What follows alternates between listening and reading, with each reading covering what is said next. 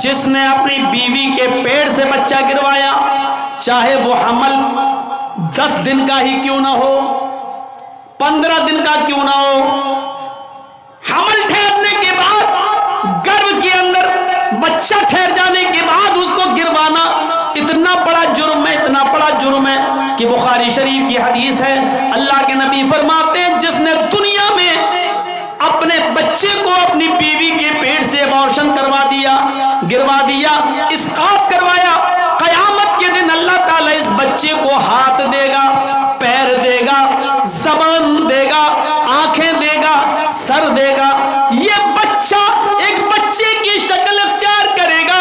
بخاری کی روایت ہے جاء یوم القیامہ ومعلق بین ثدیہا، قیامت کے دن وہ بچہ اس حال میں آئے گا کہ وہ اپنے ماں کی دونوں پستان سے لٹکا ہوا ہوگا، اپنے ماں کے دونوں سینوں سے لٹکا ہوا ہوگا، اپنے ماں کا دودھ چوس رہا ہوگا، اپنے ماں کے پستان سے لٹکا ہوگا۔ اللہ کہے گا اے بچے تجھے بھی کچھ کہنا ہے، اللہ اس بچے کو زبان دے گا، یقول وہ بچہ اپنے ماں کی پستان چھوڑے گا، پھر اوپر دیکھے گا، کہے گا یقول یا ربی ہذہ امی قتلتنی، اللہ یہ میری ماں ہے جس کے پستان سے میں لٹکا ہوں، اللہ یہ میری ماں ہے جس کا میں دودھ پی رہا ہوں، اللہ یہ میری ماں ہے جس کے سینے سے آج میں لگا ہوں، اللہ یہ میری ماں ہے جس نے دنیا میں مجھے مار ڈالا تھا، اللہ یہ میری ماں ہے جس نے دنیا میں مجھے قتل کر دیا تھا، اللہ یہ میری ماں ہے جس نے دنیا میں مجھے جینے نہیں دیا، مجھے دنیا میں آنے نہیں دیا، اللہ یہ میری ماں ہے جس نے دنیا میں مجھے بھلا دیا تھا، میرا قتل کر دیا تھا، میرا مرڈر کر دیا تھا، اللہ یہ دنیا میں میری نہ ہوئی، آج آخرت میں تو اس کا مت بن، آج آخرت میں تو اس کا مت ہو، اے اللہ تو میری ماں کو جہنم میں ڈال دے، اللہ میری ماں کو جہنم میں پھینک دے، میری ماں سے مجھے کوئی ہمدردی نہیں ہے، یہ دنیا میں میری نہ ہوئی، آج تو اس کا نہ ہو۔ قیامت کے دن یہ بچہ اپنی ماں کو جہنم میں لے جائے گا، اللہ رب العالمین اس بچے کو تو نہیں لیکن اس کی ماں کو اپنے بچے اس بچے کے کہنے پر جہنم میں ڈال دے گا۔ جس ماں نے دنیا میں ابارشن کرا کے اپنے بچے کو گرایا ہے، تم اپنے حلال بچے گرا دیتی ہو، اپنے شوہر کے بچے گرا دیتی ہو صرف اس لیے کہ وہ لڑکی ہے۔ اسلام نے تو حرام اولاد کو بھی گرانے کی اجازت نہیں دی ہے۔ اس واقعے کو نہیں پڑھا جو اللہ کے رسول کے پاس ایک عورت آتی ہے اور کہتی ہے انی قد اصبت الحد یا رسول اللہ، اے اللہ کے نبی میں حد کو پہنچ چکی ہوں اور مجھے پاک کر دو۔ اللہ کے نبی نے کہا ٹھیک ہے اس کو لے جاؤ سنسار کر دو۔ کہنے لگی میرے پیٹ میں بچہ ہے۔ آپ نے کہا پھر تجھے ابھی سنسار نہیں کیا جائے گا، جاؤ جب بچہ پیدا ہو جائے تب آنا۔ بچے کو لے کر آئی گا، اب تو پیدا ہو چکا ہے۔ آپ نے کہا اس بچے کے ہونٹوں میں تیرا دودھ لگا ہوا ہے، مطلب اس بچے کو تیرے دودھ کی ضرورت ہے، جب تک وہ تیرا دودھ پیے گا تجھے قتل نہیں کیا جائے گا، جب وہ تیرا دودھ چھوڑ دے اور روٹی کھانے لگے تب تجھے قتل کیا جائے گا۔ اسلام تو حرام اولاد گرانے کی اجازت نہیں دیتا، تم تو اپنے حلال اولاد گرا دیتی ہو۔ قیامت کے دن یہ عورتیں بہت سخت عذاب میں مبتلا ہوں گی جنہوں نے دنیا میں اپنے بچوں کو گروایا ہے۔ حمل ٹھہرنے کے بعد چاہے وہ 1 دن کا ہی کیوں نہ ہو، حمل ٹھہر گیا، رپورٹ میں آ گیا کہ حمل ٹھہر گیا، اب آپ بچے کو نہیں کرا سکتے ہیں، ایبارشن نہیں کرا سکتے ہیں۔ وہ الگ بات ہے کہ کوئی مصیبت ہو جائے اور ماں یا بچے میں سے کسی ایک کو بچانا پڑے تو ایسی صورت میں تو پھر ماں کی جان بچائی جائے گی، وہ مجبوری کی ایک الگ کنڈیشن ہے، لیکن بغیر کسی مجبوری کے صرف اس لیے کہ 3-4 بیٹیاں پہلے سے یہ چوتھی بھی میری بیٹی، ہم جہیز کہاں سے لائیں گے، نہیں گرا دو اب نہیں چاہیے مجھے، صرف اس لیے گرا دیتی ہو تو عذاب کی مستحق ہوگی، عذاب کی مستحق۔ تو میرے بھائیوں ہمیں بچنا چاہیے۔ یہ اندھیرا تھا عرب کے اندر کہ لڑکیوں کو زندہ دفن کر دیا جاتا تھا۔ شادی جانتے ہو کیسے ہوتی تھی؟ شادیوں کا رواج بہت برا تھا۔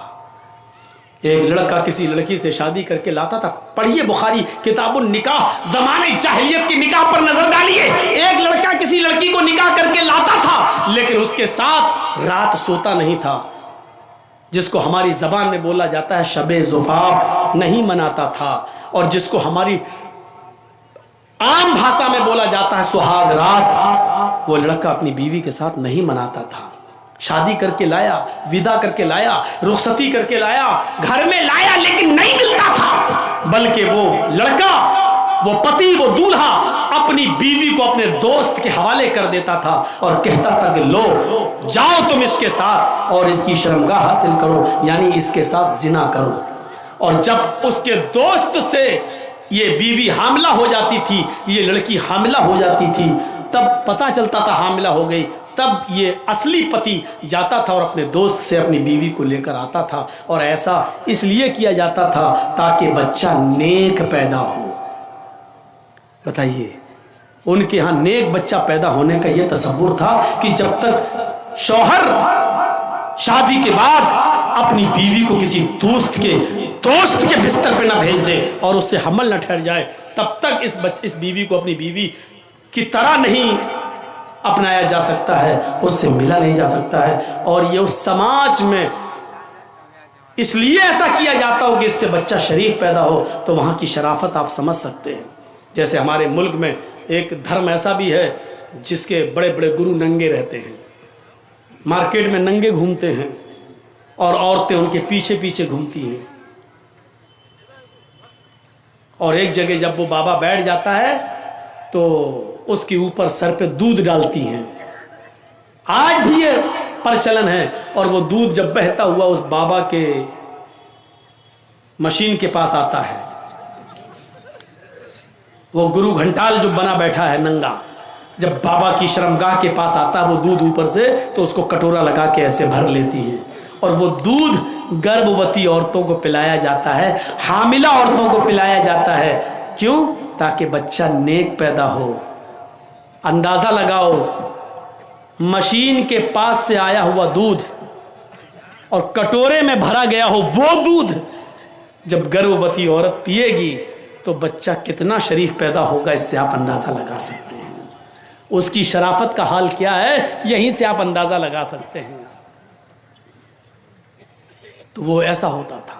نکاح کا دوسرا طریقہ عرب کے اندر یہ تھا، نکاح کا دوسرا طریقہ عرب کے اندر یہ تھا کہ ایک ہی عورت کے پاس 3 سے اوپر اور 10 تک لوگ، 10 سے زیادہ نہیں، 10 تک لوگ آتے تھے، 3 بھی ہو سکتے ہیں، 4 بھی، 5 بھی، 6 بھی، 7 بھی، 8 بھی، 9 بھی، 10 بھی، 10 سے زیادہ نہیں، اس عورت کے پاس پورے سال جاتے ہیں۔ جب بچہ پیدا ہوتا تو وہ ان 10 کو، جتنے لوگ اس کے پاس آئے، وہ سبوں کو بلاتی اور کہتی کہ تمہارا معاملہ تو معلوم ہے، تم بھی ہمارے پاس آئے، تم بھی ہمارے پاس آئے، تم نے بھی ہم سے ملاقات کی، تم نے بھی ہم بستری کی، تم نے بھی ہمارے جسم سے کھلواڑ کیا، سب تمہیں تو معلوم ہے نا۔ سب کہتے ہاں، مجال نہیں تھی کہ نہ آئے کوئی، آنا پڑتا تھا، یہ سماج کا نیم تھا، آنا پڑتا۔ جتنے لوگوں نے اس عورت کے ساتھ جمع کیا، ہم بستری کی، زنا کیا، سب آتے۔ وہ عورت کہتی اب یہ بچہ پیدا ہوا ہے، سب خاموش بیٹھے رہتے۔ اس عورت کو اختیار ہوتا، وہ بچہ اٹھاتی اور ان لوگوں میں سے جتنے لوگوں نے اس کے ساتھ زنا کیا، اپنا بچہ جس کی گود میں ڈال دیتی، یہ اس کی بیوی مان لی جاتی، وہ اس کا پتی مان لیا جاتا، اور اس کا بچہ وہی مان لیا جاتا جس کی گود میں ڈال دیا، یہ اسی کا بچہ ہے۔ یہ شادی کا دوسرا طریقہ تھا عرب کے اندر۔ بس تیسرا طریقہ اور سن لو۔ تیسرا طریقہ یہ تھا کہ گنتی کی کوئی تعداد نہیں تھی، عورت اپنے گھر میں ہری جھنڈیاں لگا لیا کرتی تھی۔ ہری جھنڈی کا مطلب پورے سال جو ان کے پاس آنا چاہے، یہ اس علاقے میں طوائف میں شمار نہیں ہوتی تھی، لیکن کام طوائف والا تھا۔ پورے سال آنے والے کسی آدمی کو منع نہیں کرتی تھی۔ 9 مہینے 10 مہینے کے بعد جب اس عورت کی کوکھ سے بچہ پیدا ہوتا تو جتنے لوگ اس سے ملے سب کو بلاتی، اور مجال نہیں کہ کوئی نہ آئے، سب کو آنا پڑتا، سب کو لائن سے بٹھا دیتی۔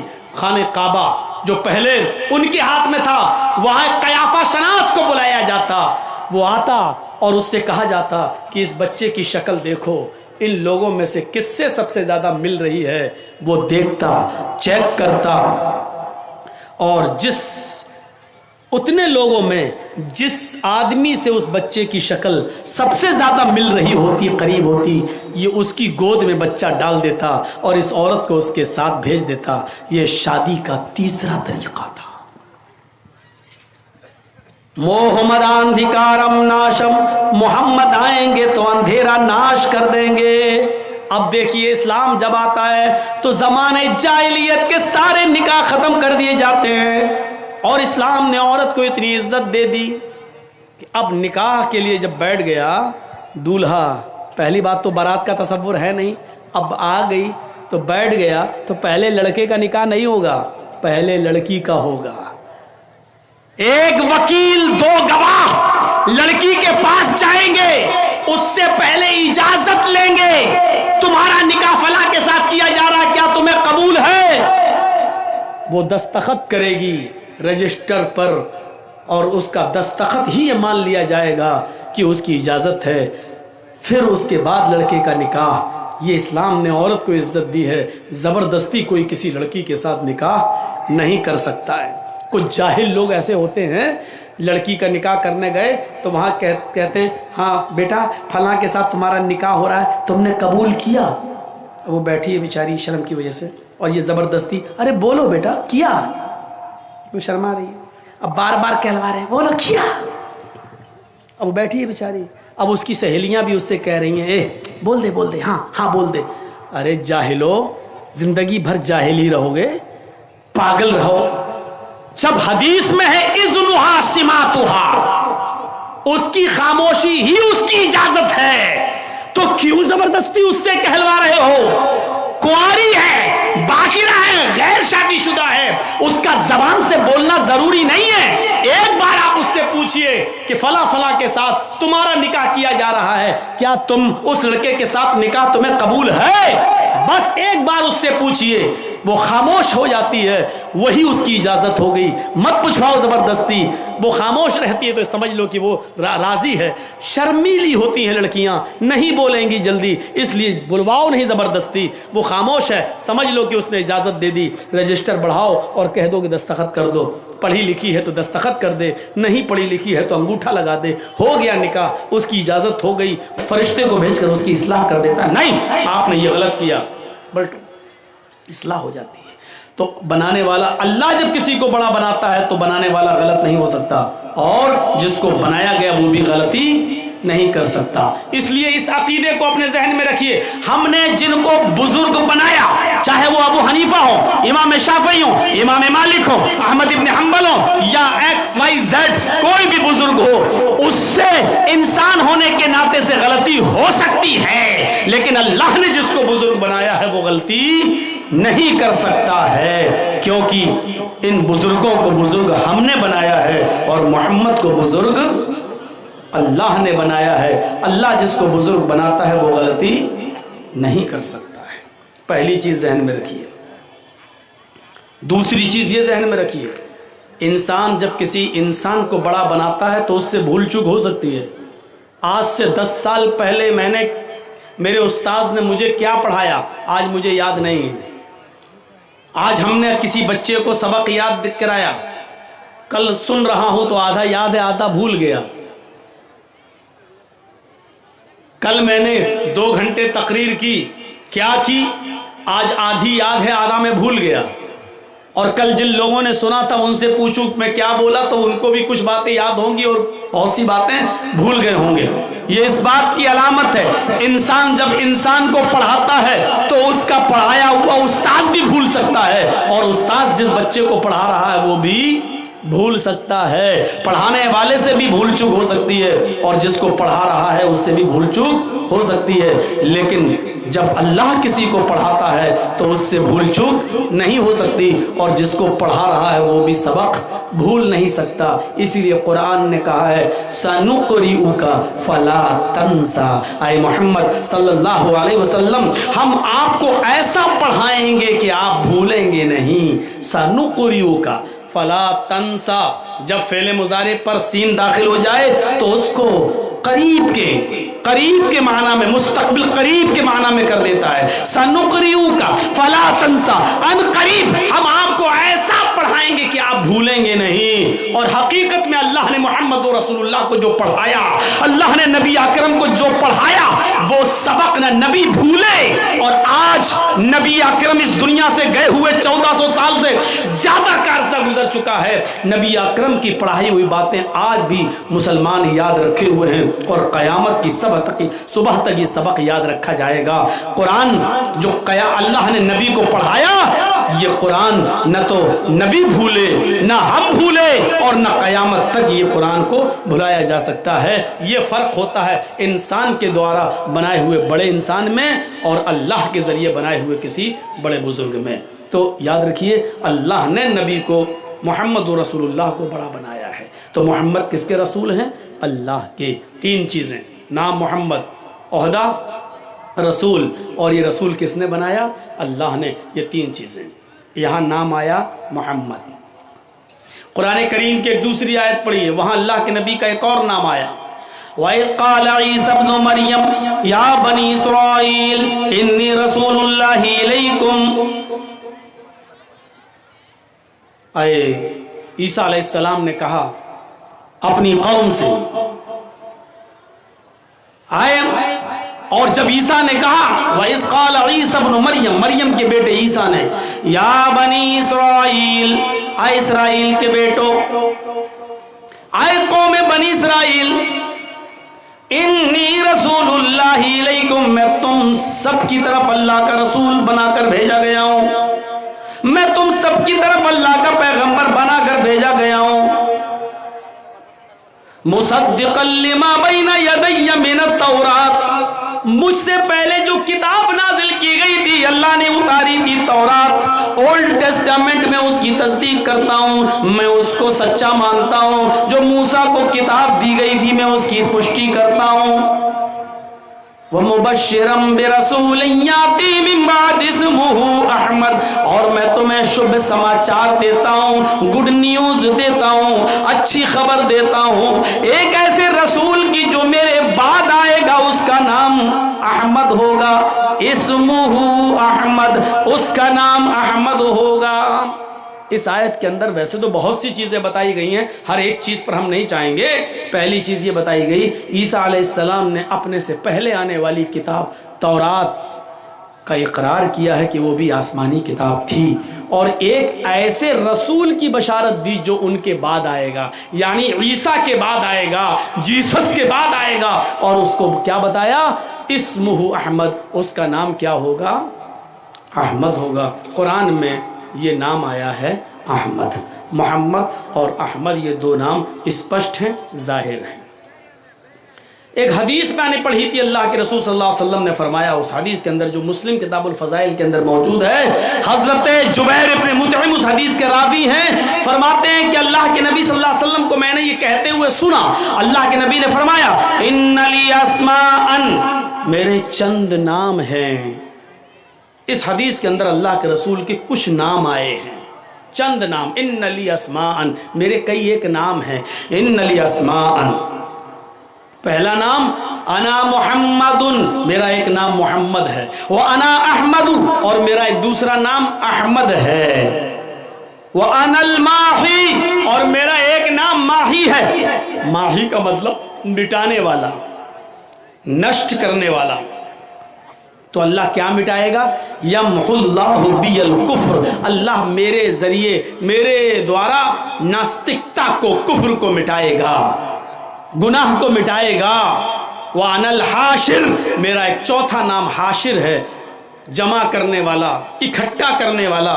یحشر الناس علی قدمی یوم القیامہ, قیامت کے دن تمام لوگ میرے قدموں کے تلے, میرے پیروں کے پاس, میرے ارد گرد جمع کیے جائیں گے, اکٹھے کیے جائیں گے. وَأَنَا الْعَاقِبُ, اور میرا 5واں نام عاقب ہے.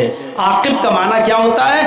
بعد میں آنے والا. عاقب سب سے لاسٹ میں آنے والا. والعاقب الذی لیس بعدہ نبی, میں سب سے بعد میں آیا ہوں اور میرے بعد اب کوئی نبی نہیں آئے گا. یہ اللہ کے رسول نے چند نام بتائے ہیں. اس میں پہلا نام محمد. اب دیکھیے محمد کی میننگ کیا ہوتی ہے, بہت آسان ہے. ایک ایک چیز کی باریکی پہ چلیے. اب نام آیا تو 5 نام بتا دیے. اب محمد, محمد کا معنی کیا ہوتا ہے؟ حمد یحمد تحمید، جس کا معنی ہوتا ہے تعریف کرنا، اور محمد باب تفعیل سے آبجیکٹ ہے، اس میں مفعول ہے، الفاظ کی زیادتی معنی کی زیادتی پر دلالت کرتی ہے۔ حمد یحمد تعریف کرنا، اور محمد یحمد بہت زیادہ تعریف کرنا، اور محمد جس کی بہت تعریف کی گئی ہو، میننگ دیکھیے، محمد جس کی بہت تعریف کی گئی ہو۔ اللہ کے نبی صلی اللہ علیہ وسلم جب اپنی ماں کے پیٹ سے باہر آئے، پیدا ہوئے، تو آپ کے دادا عبد المطلب نے آپ کا نام رکھا 7ویں دن محمد، اور ماں نے نام رکھا احمد۔ دادا نے نام رکھا محمد، پورا عرب کا علاقہ چونک گیا، یہ نام عبد المطلب نے رکھا محمد، جس کا معنی ہے بہت زیادہ تعریف کیا ہوا، جس کی بہت تعریف کی گئی ہو۔ حقیقت میں محمد رسول اللہ کی کائنات میں سب سے زیادہ، اللہ کے بعد سب سے زیادہ اگر کسی کا نام لیا گیا اور سب سے زیادہ کسی کی تعریف کی گئی تو وہ ہستی ہے محمد رسول اللہ صلی اللہ علیہ وسلم کی۔ محمد نام دیکھیے آپ، جس کی بہت تعریف کی گئی ہو۔ عربی میں محمد، اس کو سنسکرت میں اگر ہم ترجمہ کریں سنسکرت میں، تو اس کو ہم لے جائیں گے، سنسکرت میں کہا جائے گا نراشنس۔ نر کے معنی انسان، ویکتی، اور آشنس کے معنی جس کی بہت پرشنسا کی گئی ہو۔ نر آشنس دو جملوں سے، دو شبد سے مل کر بنے گا، نر پلس آشنس، ملائیں گے تو کیا پڑھا جائے گا؟ نراشنس، جس کی بہت پرشنسا کی گئی ہو، یعنی محمد جس کی بہت تعریف کی گئی ہو۔ اب ویدوں میں محمد رسول اللہ کو نراشنس کہا گیا ہے۔ ادم جناوپشرتو نراشنسس تشوشیتے ششٹم سہسرا نویتم چکورم ارشمے دھوددمہے۔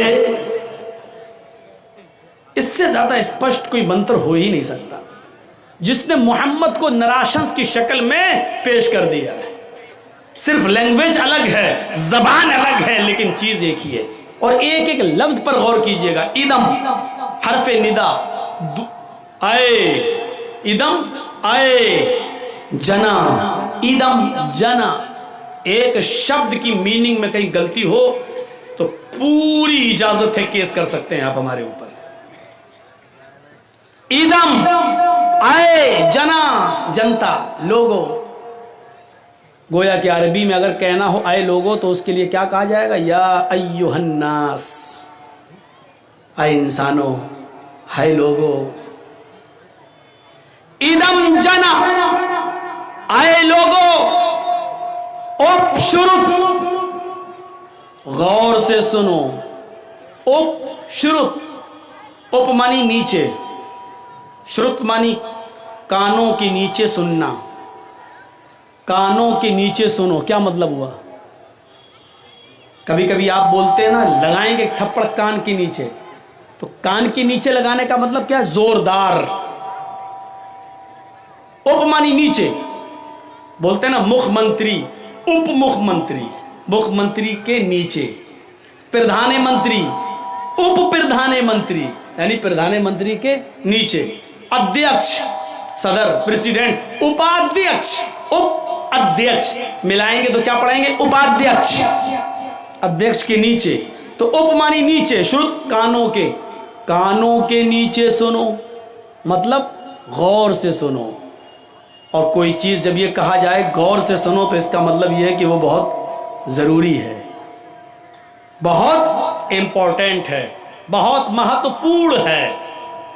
ادم جنا اپشرت، آئے لوگوں غور سے سنو، نراشنسس تشوشیتے، اس وشو میں، اس دنیا میں نراشنس آئیں گے، نراشنس آئیں گے، جن کی اتنی پرشنسا ہوگی، اس تشوشیتے کہ پورے وشو میں ان سے زیادہ کسی کی پرشنسا نہ ہوگی، ان کی اتنی تعریف ہوگی کہ ان سے زیادہ پورے وشو میں پھر کسی اور کی प्रशंसा किसी और की उनसे ज्यादा तारीफ ना होगी, उनसे अधिक किसी और की प्रशंसा ना होगी। क्या रह गया? पूरे विश्व में उनसे ज्यादा किसी और का नाम ही नहीं होगा। मुहम्मदुर रसूलुल्लाह का नाम कितना है आपको आइडिया नहीं है। पूरे विश्व में कितना नाम लिया जा रहा है आपको पता नहीं है। वुजू बनाइए, बिस्मिल्लाह। क्या पढ़ेंगे? बिस्मिल्लाह। वुजू बनाकर ख़त्म होंगे, फारिग होंगे, क्या पढ़ेंगे? अशहदु अल्ला इलाहा इल्लल्लाह व अशहदु अन्न मुहम्मदन अब्दुहु व रसूलुहु व अशहदु अन्न मुहम्मदन, नबी का नाम लिया जा रहा है। अजान के बाद की दुआ में क्या है? अल्लाहुम्मा रब्ब हाज़िहि दावति ताम्मा वस्सलातिल क़ाइमा आती मुहम्मदनिल वसीला वल फजीला। अल्लाह के नबी का नाम लिया जा रहा है। आती मुहम्मदनिल वसीला, मोहम्मद। कितना नाम लिया जा रहा है नबी अकरम का। वुजू के बाद की दुआ में नबी का नाम, अजान के बाद की दुआ में नबी का नाम। अजान कितनी हो रही है इस वक्त? मेरी घड़ी में 11:30 हो रहे हैं, रात के 11:30। इस वक्त भी कहीं ना कहीं दुनिया के किसी न किसी कोने में फजर का वक्त होगा और वहाँ मुहम्मदुर रसूलुल्लाह का नाम लिया जा रहा होगा। अशहदु अन्ना मुहम्मदुर रसूलुल्लाह। अगर दुनिया के किसी कोने में फजर हो रही होगी तो इसी दुनिया में कहीं ना कहीं ज़ोहर का वक्त भी होगा, कहीं ना कहीं असर का वक्त भी होगा, कहीं ना कहीं मगरिब का वक्त भी होगा और कहीं ना कहीं ईशा का वक्त भी होगा। फिर 1 मिनट के बाद उसके मुत्तसिल शहर में टाइम होगा, फिर 1 मिनट के बाद कहीं और होगा, फिर 1 सेकंड और 2 सेकंड के बाद किसी और जगह होगा। इस रूटीन के हिसाब से देखा जाए तो पूरी दुनिया में 1 सेकंड भी ऐसा नहीं जाता कि जिस सेकंड में जनाब मुहम्मदुर रसूलुल्लाह का नाम न लिया जा रहा हो। अशहदु अन्ना मुहम्मदुर रसूलुल्लाह, नबी का नाम।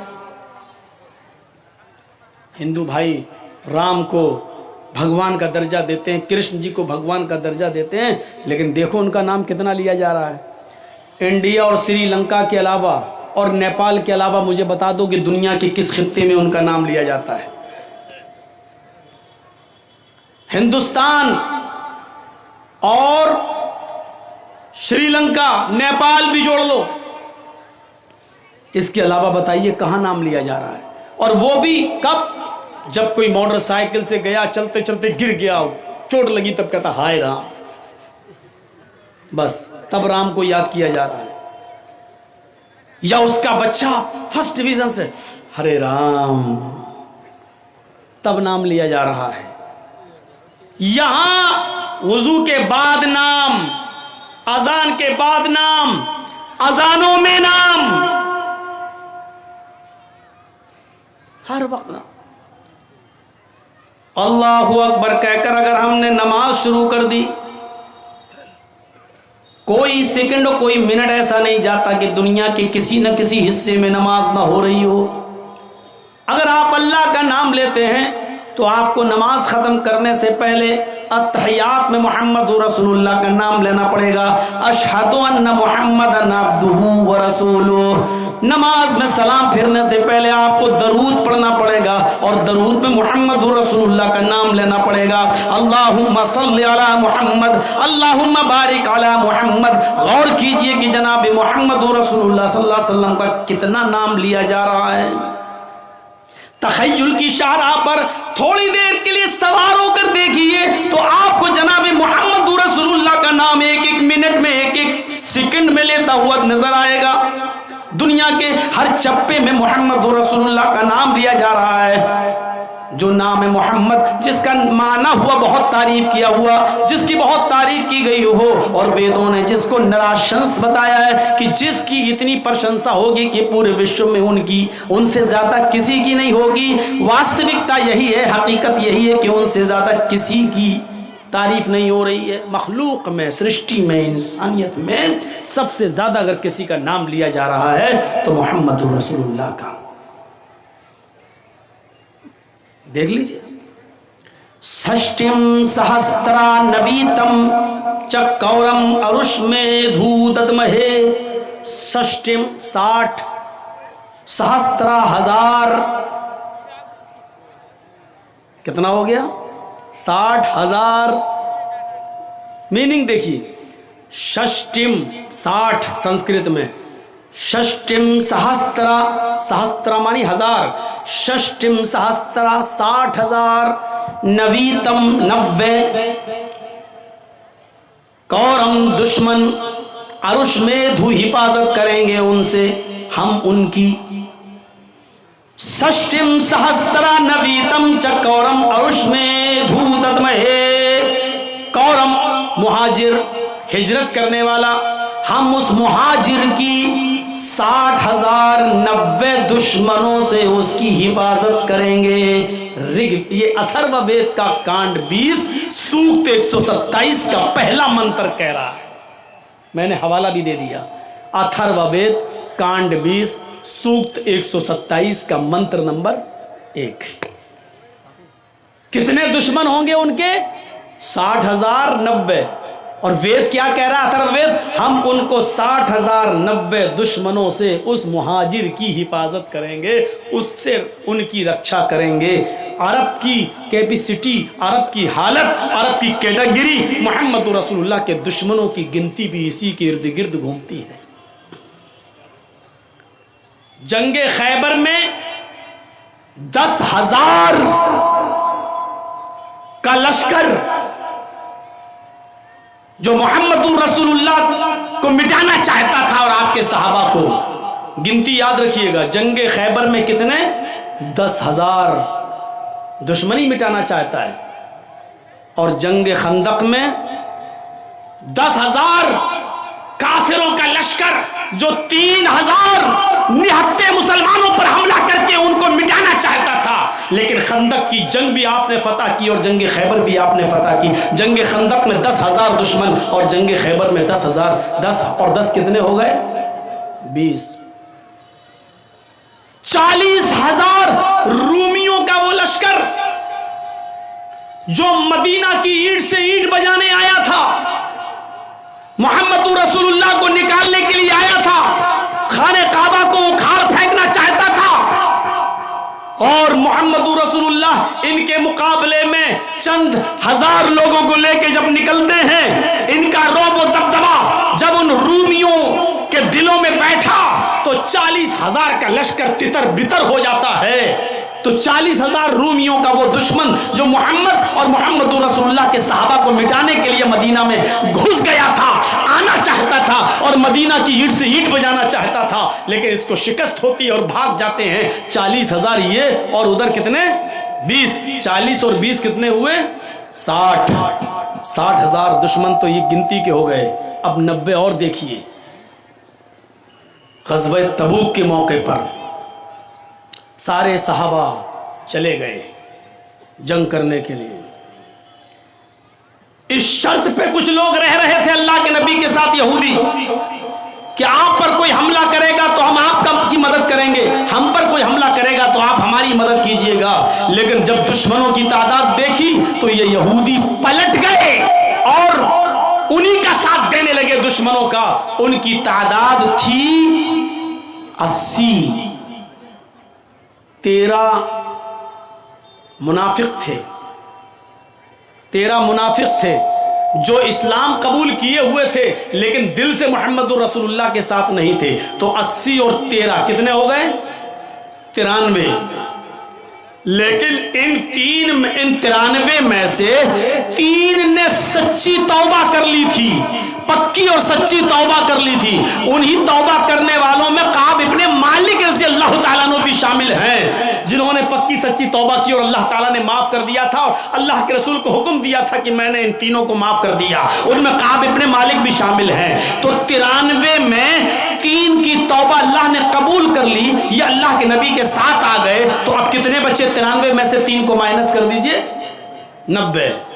60,000 उधर, इधर कितने हुए? 90। ये गिनती किसकी है? محمد رسول اللہ کے دشمنوں کی. اور اس کو کون کہہ رہا ہے؟ اتھروا وید کا 20واں کانڈ اور 127واں سوت کا پہلا منتر. ہم سشٹم سہسترا نویتم، ہم اس مہاجر کو، کورم کہتے ہیں اپنا ملک، اپنا دیش، اپنا شہر چھوڑ کر دوسرے شہر کی طرف جانے والے مہاجر کو. اس میں کوئی شک نہیں کہ اللہ کے رسول مکے کے دشمنوں سے پریشان جب ہو گئے تو آپ نے مکہ چھوڑ کر مدینہ کی طرف ہجرت کی. آپ بھی مہاجر تھے، تو یہ اشارہ ہے محمد رسول اللہ کی طرف. یعنی ہم اس مہاجر کو، اور جس کی بہت پرشنسا کی جائے گی، یعنی محمد کو، نراشنس کو، 60,090 دشمنوں سے ہم اس کی حفاظت کریں گے. یعنی 60,090 دشمن مل کر بھی اس کا ایک رونگٹا بھی نہیں اکھاڑ پائیں گے، اس کا ایک بال بھی ختم نہیں کر پائیں گے، اس کے جسم کے ایک بال کو بھی نقصان نہیں پہنچا پائیں گے. ہم اس نراشنس کو، ہم اس محمد کو 60,090 دشمنوں سے اس کی حفاظت کریں گے. یہ منتر کس کے بارے میں اتر رہا ہے؟ محمد رسول اللہ. ورنہ ہندو بھائی بتائیں، آج بھی تو ہندوؤں میں بہت بڑے بڑے پنڈت موجود ہیں، وہ بتائیں کہ 60,090 دشمن کس کے ہیں، ذرا بتائیں. اپنے ہی دھرم کے کسی کوئی بتائے کہ 60,090 دشمن کس کے ہیں. اور اس کے آگے والے منتر نے تو اور اسپشٹ کر دیا. اوسٹرا یس پرواہڑو بدھومنتو دیودشا. یہ اسی کے بعد دوسرا منتر ہے. وہ اونٹ کی سواری کرے گا، اس کی پیاری سواری اونٹنی ہوگی. یعنی وہ اس دیش کے اندر پیدا ہوگا جہاں اونٹوں کا چلن ہوگا. لیجئے، اونٹوں کا چلن ریگستان میں ہے، اونٹوں کا چلن عرب کے اندر تھا. اس کی پیاری سواری اونٹنی ہوگی جس کا مان سمان آکاش کی بلندی کو چھوئے گا. بدھو منتو دیو دشا. دیو مانی 2، دشا مانی 10. سنسکرت میں دیو دشا، دیو 2، دشا 10. 2 اور 10 کتنے ہوئے؟ 12. اس کی 2 اور 10 بدھو منتو پتنیاں ہوں گی. اس میں کتنی چیزیں بتائی گئی؟ وہ کہاں پیدا ہوگا؟ جہاں اونٹوں کا چلن ہوگا. اور اس کی پیاری سواری کیا ہوگی؟ فارچونر نہیں ہوگی، اسکارپیو نہیں ہوگی، انووا نہیں ہوگی. اس کی پیاری سواری کیا ہوگی؟ اونٹنی. یعنی وہ اونٹ کا سفر کرے گا، اونٹ پر بیٹھے گا. اللہ کے رسول صلی اللہ علیہ وسلم تو باقاعدہ اونٹوں پر بیٹھا کرتے تھے. بلکہ آپ نے زندگی کا آخری خطبہ جو حجۃ الوداع کے میدان میں دیا تھا، عرفات کے میدان میں، وہ بھی ایک اونٹنی کے اوپر بیٹھ کر دیا تھا. اور اس اونٹنی کا نام تھا قصوہ اونٹنی تھا. قصوہ، اس قصوہ نامی اونٹنی کے اوپر اللہ کے نبی نے بیٹھ کر حجۃ الوداع کا خطبہ دیا تھا. آپ نے کہا اونٹنی پر کجاوا کس دو. اونٹنی کو لایا گیا، اس اونٹنی کے اوپر آپ بیٹھ گئے اور اس پر بیٹھ کر آپ نے لوگوں کو خطبہ دیا. تو آپ تو اونٹنی کا سفر کیا کرتے تھے، اونٹنی پر بیٹھا کرتے تھے. یہ اگرچہ گھوڑے پر بھی بیٹھے ہیں، کھچر پر بھی بیٹھے ہیں، اور آپ نے گدھے کی سواری بھی کی ہے. کانا رسول اللہ صلی اللہ علیہ وسلم یعود المریض ویشہد الجنازہ ویرکب الحمار ویجیب دعوت العبد. یہ خوبیاں تھی محمد رسول اللہ کے اندر کہ آپ مریض کی عیادت کرتے تھے. مریض چاہے مسلمان ہو یا غیر مسلم، آپ سب کو دیکھنے جایا کرتے تھے. وَيَشْهَدُ الْجَنَازَةَ. آپ جنازے میں شرکت کرتے تھے، مرنے والا کوئی بھی ہو آپ اس کے جنازے میں بھی جایا کرتے تھے. وَيَرْكَبُ الْحِمَارَ. آپ گدھے پر بھی سواری کر لیا کرتے تھے، اور گدھے پر بیٹھنے میں بھی شرم محسوس نہیں کرتے تھے. آپ گدھے کی سواری بھی کر لیا کرتے تھے. اور وَيُجِيبُ دَعْوَةَ الْعَبْدِ. اور معمولی غلام کی دعوت بھی قبول کر لیتے تھے. اس کے گھر جا کر اس کی چٹائی پر بیٹھ کر اس کے ساتھ کھانا کھانے میں بھی آپ کو شرم محسوس نہیں ہوتی تھی. میرے بھائیوں، یہ خوبیاں تھی جناب محمد رسول اللہ صلی اللہ علیہ وسلم کے اندر. بخاری شریف کے اندر یہ آیا ہے کہ اللہ کے رسول کے اندر یہ خوبیاں موجود تھی. تو آپ اندازہ لگا سکتے ہیں اونٹنی کی سواری محبوب سواری تھی نبی کی. اور اونٹ کہاں پائے جاتے ہیں؟ ریگستان میں. یعنی مطلب وہ کہاں پیدا ہوں گے؟ عرب کے اندر. اور تیسری چیز، ان کی پتنیاں کتنی ہوں گی؟ 2 اور 10. کتنی ہو گئی؟ 12. 12 بیوی والا ڈھونڈ ڈھونڈ کے مر جائیں سب لوگ، کوئی نہیں ملے گا. 12 بیوی والا صرف ایک ہی ملے گا، محمد الرسول اللہ. ہمارے تھاپا جی بیٹھے ہیں، پوچھئے جیسس کی، عیسیٰ علیہ السلام کی کوئی پتنی تھی؟ نہیں تھی. بائبل کے آدھار پر ان کو सूली दे दी गई, तख्ते पे ले जाकर लटका कर उनको खत्म कर दिया गया। लेकिन हमारे कुरान के मुताबिक उनको सूली नहीं दी गई। जब उनके दुश्मनों ने उनको सूली पर लटकाना चाहा तो अल्लाह ताला ने उनकी शक्ल के किसी दूसरे शख्स को वहां पर पेश कर दिया और ईसा अलैहिस्सलातु वस्सलाम को जिंदा आसमान पर उठा लिया। वो कुर्ब क़यामत आएंगे, दोबारा आएंगे, काने दज्जाल को खत्म करेंगे, सलीब को तोड़ेंगे। ये कुर्ब क़यामत उनकी निशानी बताई गई है। और हमारा मजहब जिस तरह मोहम्मद रसूलुल्लाह की इज्जत और एहतराम करने का हुक्म देता है, उसी तरह ईसा अलैहिस्सलातु वस्सलाम जीसस की इज्जत और एहतराम का भी हुक्म देता है, क्योंकि वो भी हमारे नबी थे, मोहम्मद रसूलुल्लाह भी हमारे नबी थे। इस्लाम सारे नबियों को के ऊपर ईमान लाने को जरूरी करार देता है। अगर हम मोहम्मद को मानते हैं, ईसा को नहीं मानते हैं, तो हम मुसलमान नहीं हो सकते हैं। मेरे प्यारे साथियों, हमारे मजहब के अंदर मुसलमान होने के लिए जरूरी है, अगर आप मोहम्मद को नबी मानते हैं तो ईसा को भी आपको नबी मानना पड़ेगा, मूसा को भी पैगंबर मानना पड़ेगा, और जितने नबी अल्लाह ताला ने भेजे उन तमाम नबियों पर ईमान लाना पड़ेगा। मेरे प्यारे भाइयों, यही इस्लाम की असास है। वो तफरीक बैनल मज़ाहिब नहीं चाहता है, वो दुनिया के तमाम मजहबों के दरमियान नफरत नहीं चाहता है। वो ये चाहता है कि अच्छी चीज तुम्हें जहां से मिले ले लो। अगर अच्छी चीज हिंदू धर्म से मिल रही है तो ले लो, ईसाई मजहब से मिल रही है तो ले लो, ईसाइयत से मिल रही है तो ले लो, जैन धर्म से मिल रही है तो ले लो। अच्छी चीज जहां से मिले वहां से ले लो। अच्छी चीज तुम्हारी खोई हुई अमानत है, और अच्छी चीज किसी की बाप की जागीर नहीं होती है। अच्छी चीज सबके लिए होती है। अच्छी चीज तुम्हें जहां से मिले उसको ले लो। हर मजहब के अंदर कुछ अच्छाइयां होती हैं, आपको ले लीजिए, कुरान उससे मना नहीं करता है, इस्लाम उससे नहीं रोकता है। वही ईसा अलैहिस्सलातु वस्सलाम शादी नहीं किए,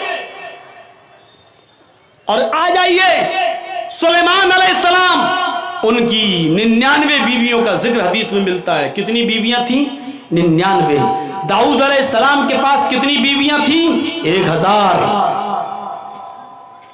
99 वाले हैं, 1000 बीवियों वाले हैं। इब्राहिम अलैहिस्सलातु वस्सलाम की 2 बीवियों का जिक्र मिलता है, सारा और हाजरा।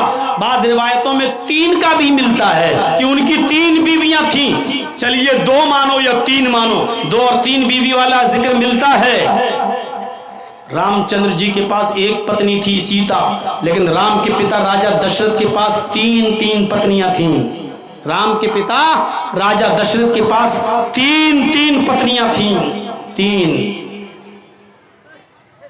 और आप मनुस्मृति पढ़ेंगे तो उसमें लिखा है कि राजा बहुत सी पत्नियां रखता था, और लिखा है कि राजा अपनी पत्नियों को लेकर जब जंगल में सैर के लिए निकले, पत्नी नहीं लिखा, पत्नियों, जमा का सेगा, राजा जब अपनी पत्नियों को लेकर निकले, पत्नियों यानी एक राजा कई पत्नी रखता था। और हमारे नवाबों का दौर उठाकर देख लो, लखनऊ के नवाब और फला नवाब, तो एक नवाब के पास 300 बीवियां भी मौजूद थी।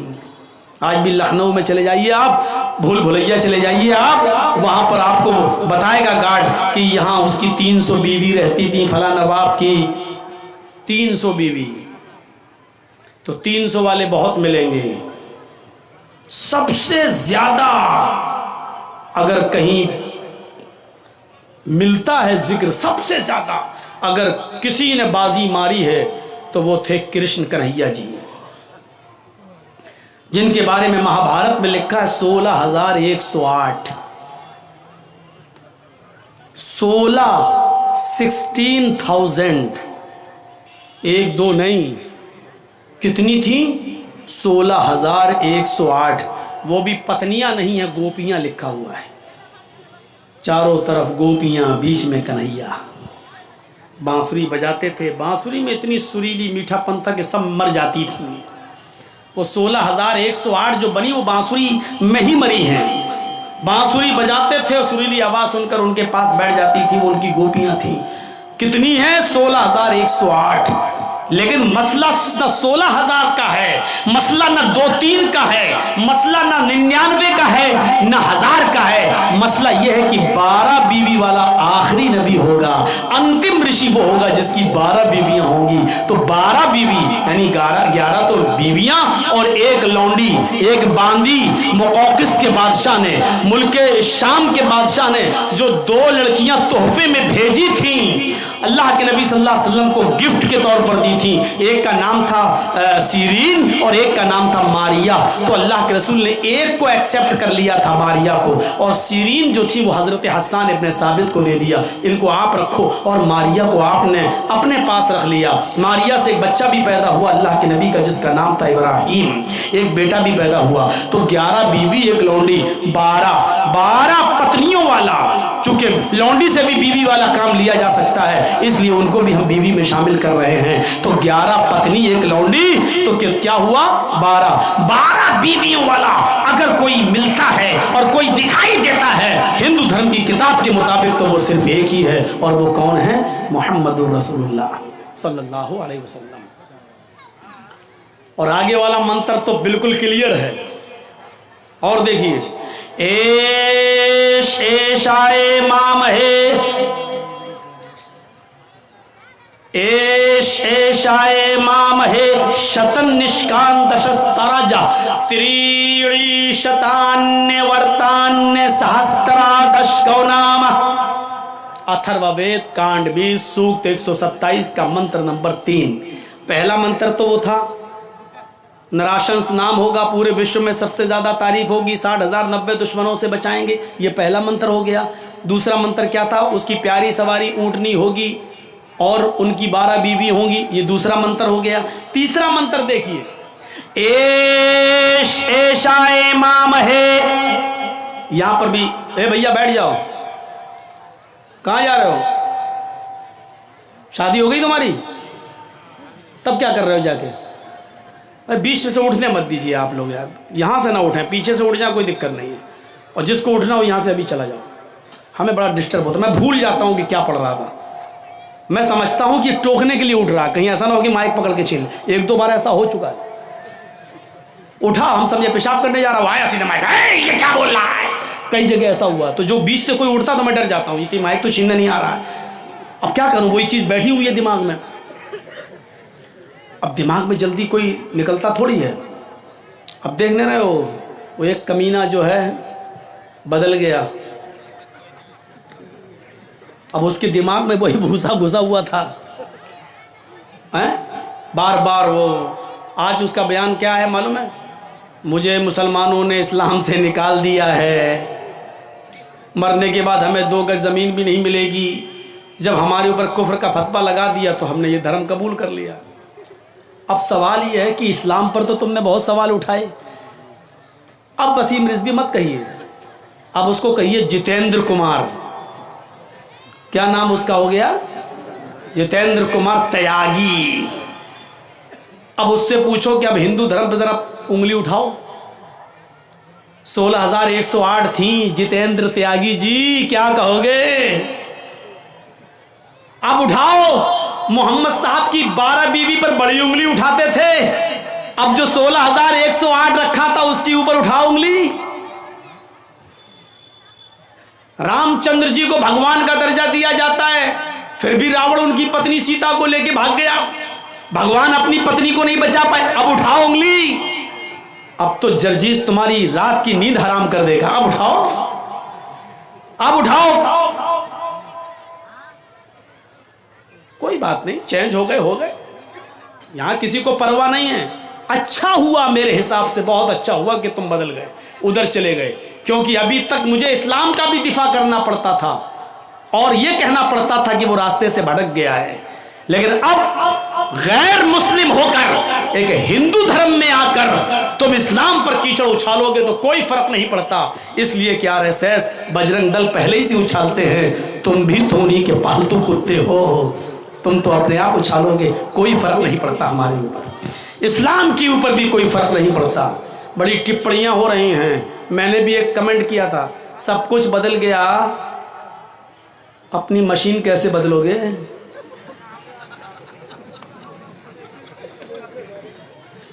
وہ بھی تو بدلو.